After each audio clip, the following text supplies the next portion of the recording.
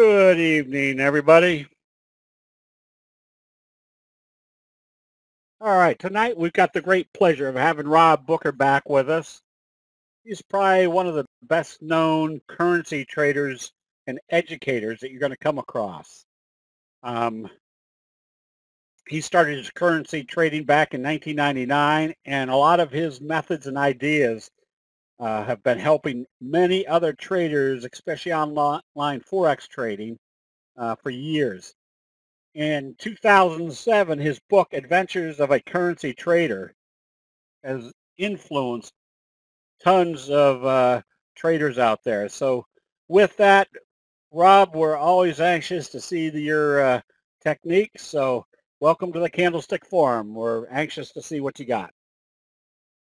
Hey, everybody. Thank you, Stephen. It's nice to be back with everybody here. I love spending time together with you and your group of traders. And I appreciate the warm welcome, and I'm glad to be here. You able to see my screen okay, everybody? Making sure. And then we're just going to get this show on the road. I am very happy to be here. Okay, great. Thank you, Charlie. My name is Rob. It's a pleasure to meet you. I've been trading since 1999. Really around the year 2000 is when I started in earnest. And please excuse tonight during the webinar, my voice is just going to be bad. I caught a cold from one of my kids. I'm excited to be here. I'm ready to share some good stuff with you. I apologize for my voice. And without any further introduction, I'm going to take a drink of water and we're going to get this started. Thanks to my friend Steve Bigelow. I love you, man. It's nice to be here with you. Tonight we're going to talk about finding more awesomer swing trades. And we're going to use an indicator that I built, which I'm going to give to you for free. No funny business, just I'm going to give it to you for free. And it's called Knoxville Divergence. Now, Knoxville Divergence is an indicator that I built when I was traveling around the country. I did a cross-country trip in the year 2013. And I stayed overnight at the houses of traders all across the country. And I stayed in Knoxville, Tennessee for 3 days, and I programmed a brand new indicator. And so forever after that, it has been named Knoxville Divergence. So that's where it gets its name, and I use it to find swing trades. Now, I know a lot of you use eSignal, TradeStation, and a variety of other charting platforms.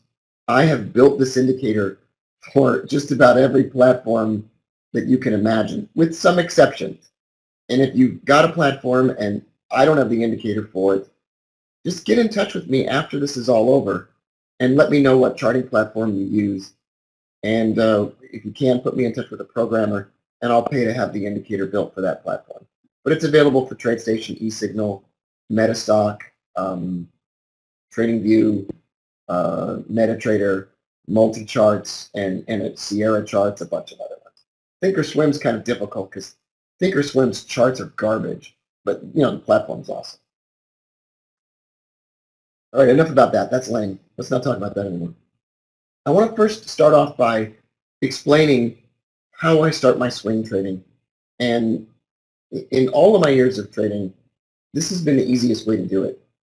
And it's just been to get a list of great stocks. And I know that sounds really simplistic, but I've never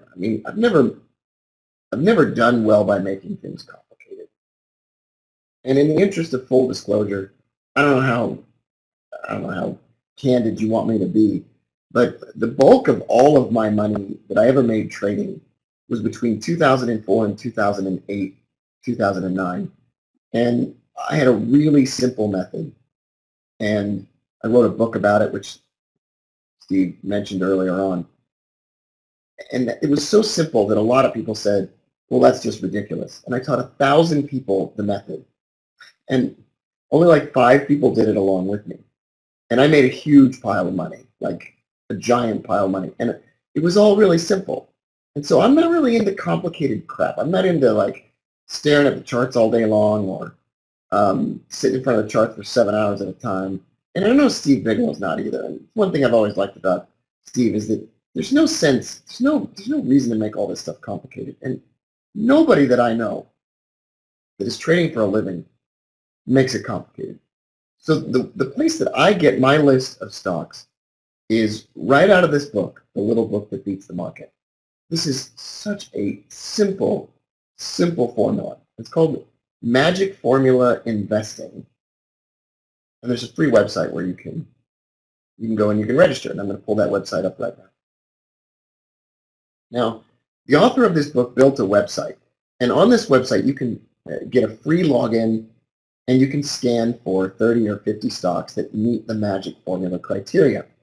Now, the story behind the magic formula is that there's a formula that Joel Greenblatt used to see if companies were getting a good return on investment. And then what he did would he would make this list of stocks, and then he would just buy them at the beginning of the year and then hold them for 1 year. And year after year, this list of stocks does well. So I asked the question a few years ago with my friend Scott Welch. I said, why don't we just wait until these stocks go down in price? I mean, if we really like a stock when it's high, why don't we buy them on a dip? Why don't I just wait for these stocks to go down and then buy them at a discount? Now, once again, I'm not gonna, this is no big secret. I'm not the smartest guy that ever lived, but I have made a living from this. And I'm going to show you exactly how it is. And you don't have to buy anything in order to take advantage of it. I'm going to give you the indicator, and I just hope, the one thing I hope you'll do is stay in touch. That's the one thing I hope. And I want to show you tonight how I use the indicator to buy those stocks on a dip. So back to the charts. I screen for the stocks, and then I plan on holding them, not for a year. I plan on holding them until they make a 10%, 15%, 20% return within a short period of time, less than a month. Because then I don't care about paying the taxes. So back over to the stock screener. And if you want to, you can pull up magicformulainvesting.com right on your browser. I'll type it in here and put it inside the chat room for all you wonderful people. Click on Get Stocks, and then I get a big list of stocks. All right, that was pretty easy. Shows me the market cap, and it shows me the last time it grabbed the price, and blah, blah, blah, blah, blah. So I did something really convenient. I just grabbed this list of stocks, and I put them in a comma-separated values format, or at least some of these stocks. And I'm going to put these inside the webinar. So now you get the list. There you go. Now you have the list.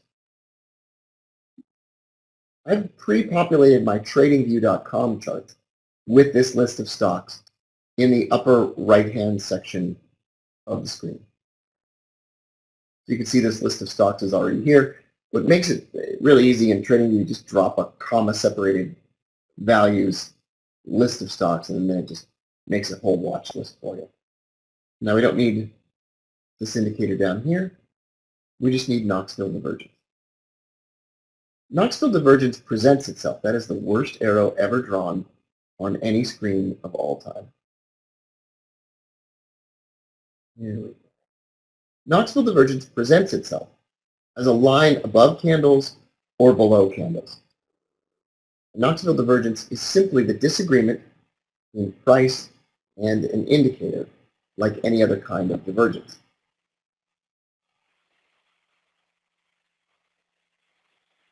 I'll show you how it's drawn. In this chart, you see a red line above the candles. Price is going up, but the momentum indicator is going down. And at the same time, the relative strength index set to 21 is overbought. That's Knoxville Divergence. Now, I don't want to show all these indicators on the chart, not because I'm lazy, it's because I don't want to do stuff I don't have to do. I don't see any reason why I got to do work I don't want to do. So instead of showing all these indicators, I just built it inside of Knoxville Divergence. Knoxville Divergence shows bullish movement, bullish indicators, or lines underneath price, when price is going down, but the momentum indicator is rolling upward. And somewhere inside that same area, the relative strength index when sold. Now, Knoxville Divergence by itself isn't a guarantee. It's an early warning sign. But it's not meant to be some kind of blindly followed garbage. You know, nobody knows what to do. The best we can all do is do our research, take our trades, stop out if our people long, and hold on if we're right.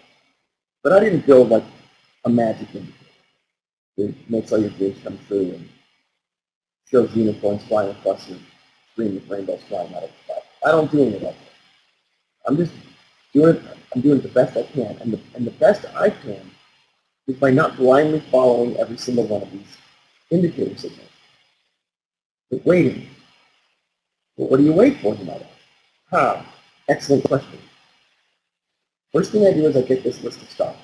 Now these are companies which are viewed to have been good value fundamentals behind this. And I have a cold tonight and I'm on medicine, so if I lose my train of thought, I apologize.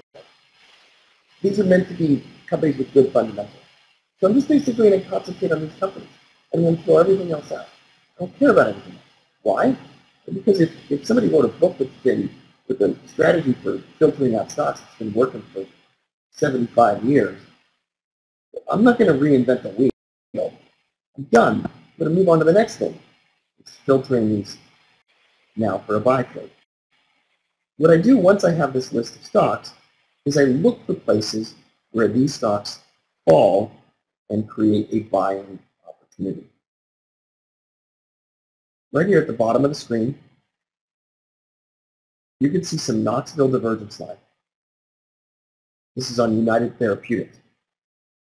I don't know if United Therapeutics makes garbage bags or toxic waste. I don't know. I mean, you can look into that if that matters to you, but I don't care. I don't care. It's UTHR. I don't care what they make. All I care about is that after that list of stocks was published at the beginning of the year, United Therapeutics dropped down and went oversold. And the momentum indicator was rising while the price was falling. That's Knoxville Divergence. That's where the heart is on the screen. Now you can look at this once a day. This is, on the screen in front of you right now, a 60-minute chart. And I look once a day. It's okay if you miss it. It's okay if you don't catch it on the day that it happened. It doesn't matter if you're a little bit late. It doesn't matter if you see this Knoxville Divergence 5 hours later after it was printed. Not about being exact, and anybody that tells you that it is just, I don't know. I don't want to say anything rude. Maybe somebody you follow, somebody that tells you to be exact. I can't be exact. I have 4 kids and tons of other responsibilities. I can't just sit in front of the charts all day. So I wait for the end of the day, and I look for Knoxville Divergence on stocks that have been designated as a good buy, according to that screen. And right here is a buy trade. Excellent. All right, so what we did was, to recap, what we did was we went to Magic Formula Investing, that link I put up on the screen, and then we got our list of financial instruments, and then we jumped over to the 1-hour chart, and what we did was we're going to walk through each of these stocks, or as many of them as we have time for, and we are going to see if we can find these stocks on a dip. All right, I'm going to try to change the microphone that I use.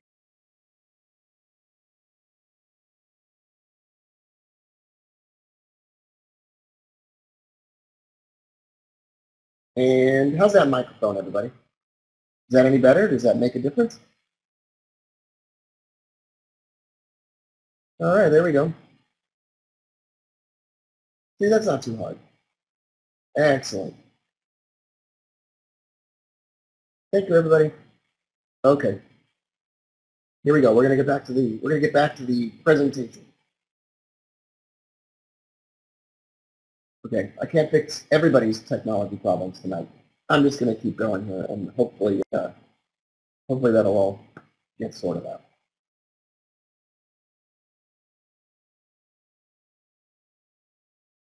All right. So you want me to keep going here, or all this business of screen sharing? Just power on. All right, I'm just going to keep going. All right, so there's your buy trade. Buy trade around 121, and then this trade is open for a month, and then you get the pop. Now that's not going to be the case all the time. You're not going to have to wait a month every single time. Let's go down to this one. This is IDCC, and actually We're probably going to get a Knoxville Divergence set up on this one reasonably soon. But let's look earlier in the year. Earlier in the year, back in May, this often happens right after earnings. We fell on earnings, and then we printed a Knoxville Divergence around 83 bucks, and then we jumped up $5. It's not quite 10%. That's more like 6 or 6.5%, 7%. But this thing happens over and over and over again. And it often happens after earnings. Earnings come out, Knoxville Divergence is printed, you have plenty of time to enter the trade, hours and hours and hours and hours, and then you get a pop.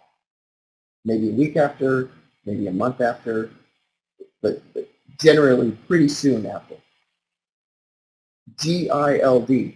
I don't know if these people make toilet seats. I have no idea what this company does. These are just off the list.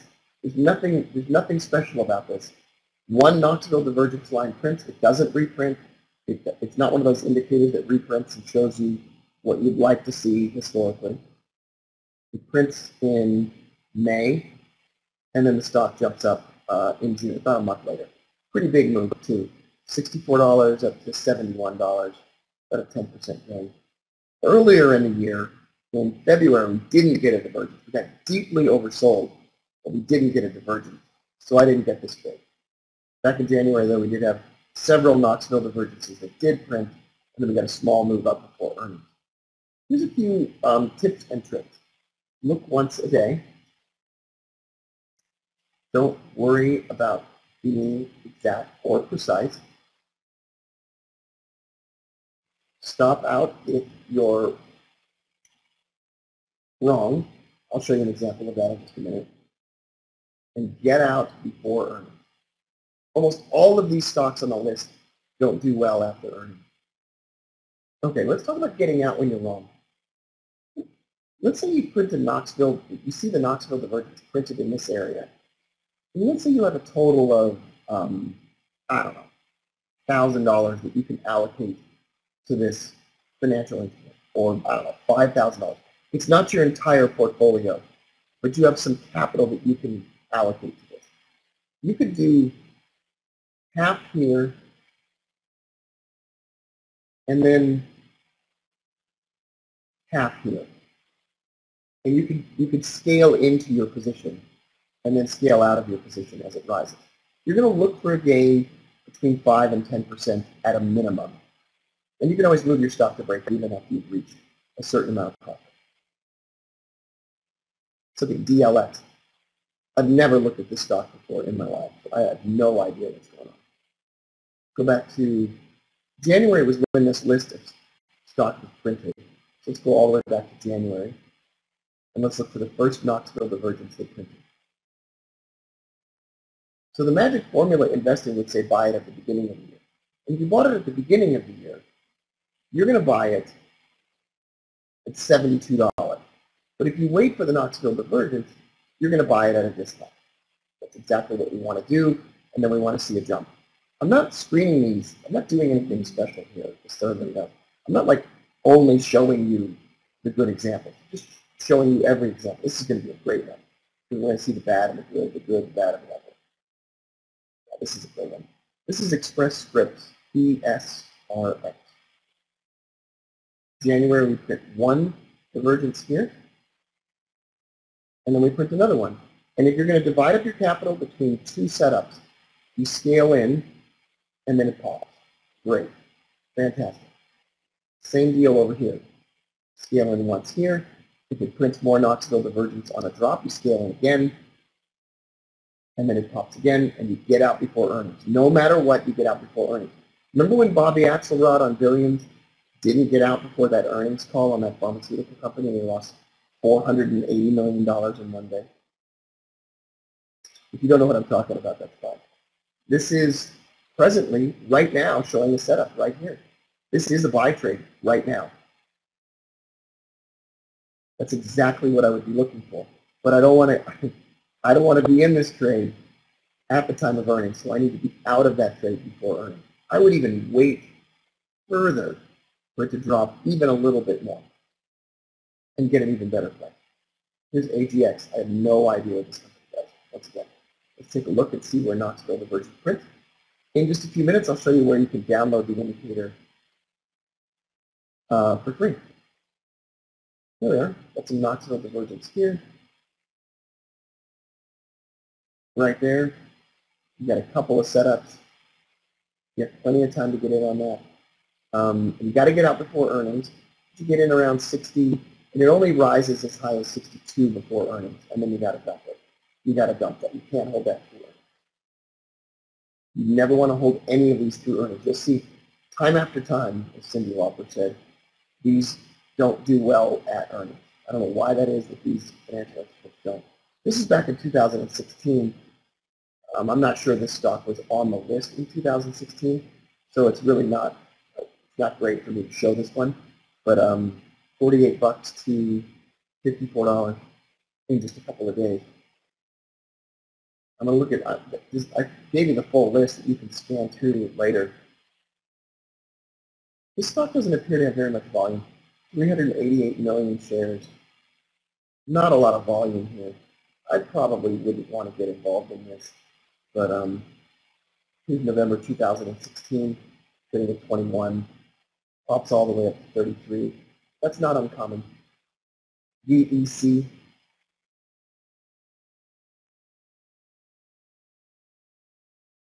We'll go back and see if we can find a bullish. There's another bullish Knoxville Divergence. That's in October, but it's still glorious. HRB. No idea what this one does.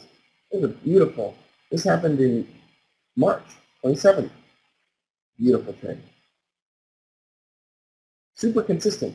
Now I want to be clear with you. Knoxville Divergence, it blows on some financial instruments. It just blows. Like it's just terrible on some financial instruments, but not on this list. On some, just doesn't do well. But on these, it does great. It does absolutely spectacular. Now, if you're into shorting stocks, this is H&R Block. If you're into shorting stocks, you can wait for the first bearish divergence after earnings and short the ever-loving crap out of this. But I'm not into that. Or you could buy a bull put, bear put spread, or just buy an outright put. I wouldn't sell a call, but you get the idea. You see where we're going. Let's check the chat room. All right, so let's take a look at where the buy trade would occur, just to get as specific as possible. The Knoxville Divergence is this line on the chart right here, this red line that you see on the chart. If you missed the beginning of the webinar, this red line was drawn because their price was falling, but the momentum indicator was rising, and at the same time the relative strength index was oversold. That's what I call Knoxville Divergence. It's an indicator that I built while I was staying in Knoxville, Tennessee. And the buy trade comes immediately when that prints. Or, if you can't be in front of your charts 24 hours a day, and I don't know anybody that can or would want to be, you get to the charts later on in the day, and then you get into the trade. Now you can use two positions. You can trade once when it first prints, and then wait for another set of divergences lower to scale into your trade, and then place a stop loss below those lows, and never lose more than, let's say, 2% of your total available capital. Completely reasonable way to do a stop loss. I'm not going to look at Cisco. I can't even imagine that this would be a good one. Okay, maybe it is a good one. I don't know. Yeah, it's not that bad. Here's an example of, let's say you scaled in and you bought some Cisco right in this area. And then you let it drop against you because you only allocated a certain small amount of your capital. And then it pops.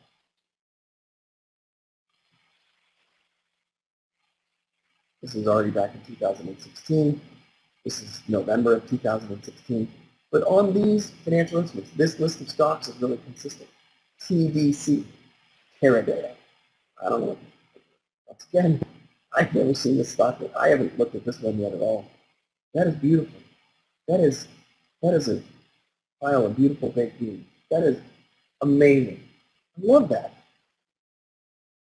And it pops about 10% and it takes about 2 weeks for that to happen. Sometimes it's faster, sometimes it's slower. I'm not just showing you the good ones. I'm showing you every Knoxville Divergence that happened this year on a list of these. Doesn't look like this one printed Knoxville Divergence. You can even trade some stocks that really are under $10. Sounds crazy. But some of these financial instruments trade under $10. So if you have a small trading account and you have something like Robinhood where you don't pay commission, there's a great list of stocks for that. Stock was at $4.80.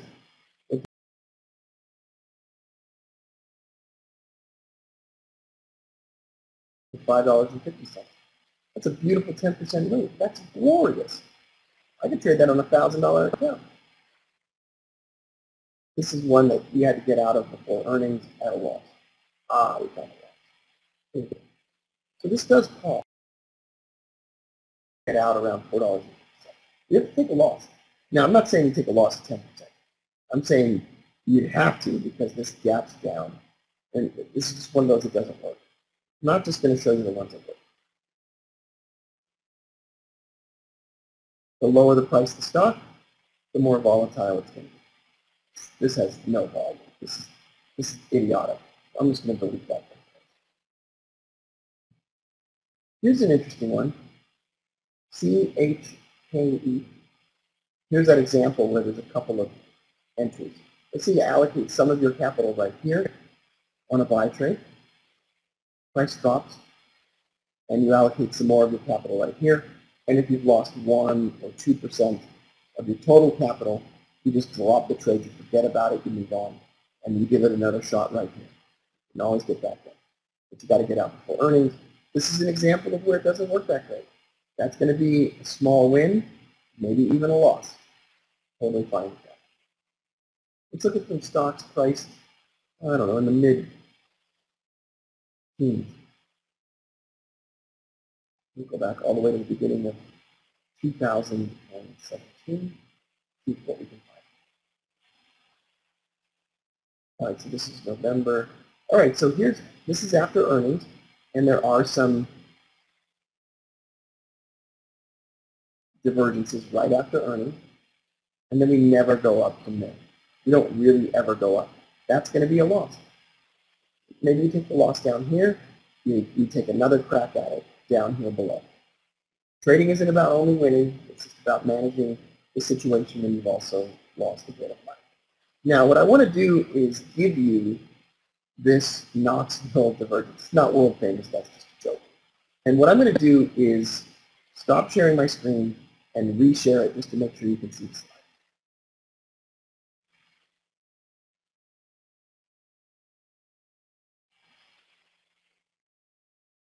And we'll see it connecting to the screen sharing.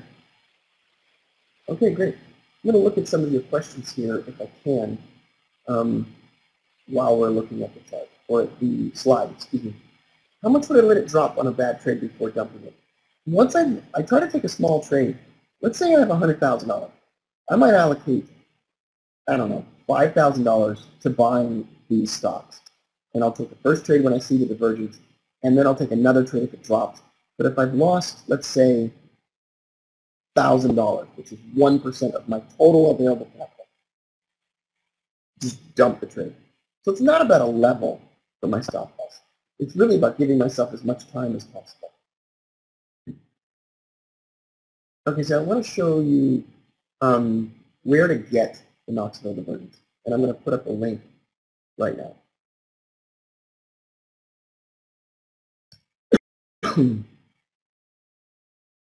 So at that link, if you enter your email address and your name, you'll get the indicator for free. You will get an offer for additional training. But I would recommend, I know this sounds really crazy, I would recommend you don't even get that additional training because it's focused almost entirely on the currency market. And I would rather you just watch this video. And what I'll do in the next couple of days, if you download this indicator, I will make another lesson just about this technique with perfect audio and screen sharing for you if you'd like that. Would anybody like to have that? I'll just record it and put it up on YouTube. And yes, the indicator is available for MetaTrader, TradeStation, eSignal, Sierra charts, multi-charts, and a bunch of other charts. And I'll record that video for you when my voice comes back. And as long as you download the indicator, you'll be on my email list. And I'll write you, usually it's kind of a funny email or whatever, every day. And if you don't even want to download the indicator, you can just go subscribe to my YouTube channel and wait for the video to go up on the YouTube channel. This indicator has not been changed from the original coding. I don't know if I have it for TC2000, but if you write to me, once you download the indicator, just put your name on the list, send me a message.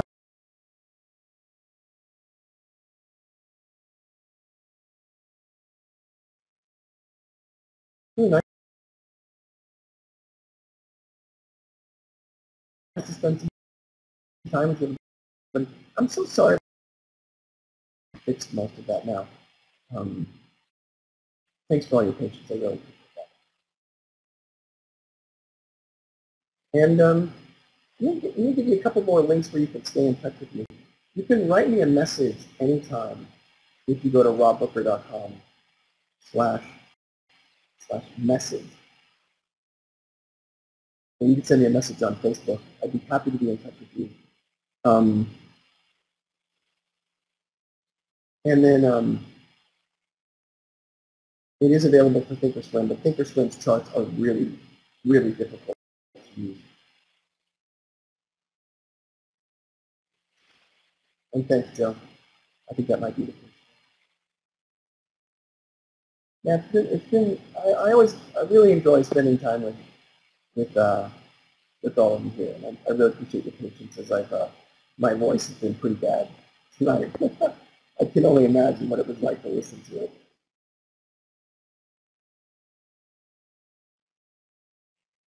All right. Well, that's it. That's all I got for you, wonderful people. Beautiful, beautiful people all over the world. That's it.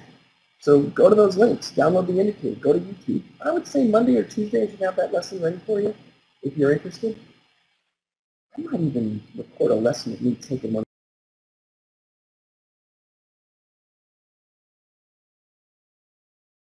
Very well, man. Thank you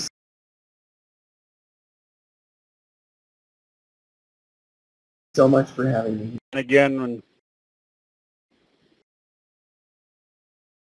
and make sure the technology is working better. Again, everybody, try some of Rob's information. I mean, you're gonna get much better results than you expect. So, if Rob's been around a long time and he's a very successful trader, so you definitely want to take a look at this information. So with that, everybody have a good evening. Rob, get your voice better. We'll get you back on again and try it again. All right, everybody. That sounds great. Thanks, everybody. Have a good one. Have a we'll good see one. you. Yep. See you. And don't forget to use the T-line, everybody. All right, bye for now.